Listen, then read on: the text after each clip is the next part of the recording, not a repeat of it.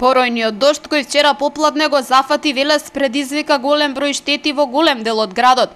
Регистрирани се 2 удари од гром и тоа еден во куќа на улицата Луи Пастер во близина на Керамидна, а другиот во близина на Општинското училиште Свети Кирил и Методи.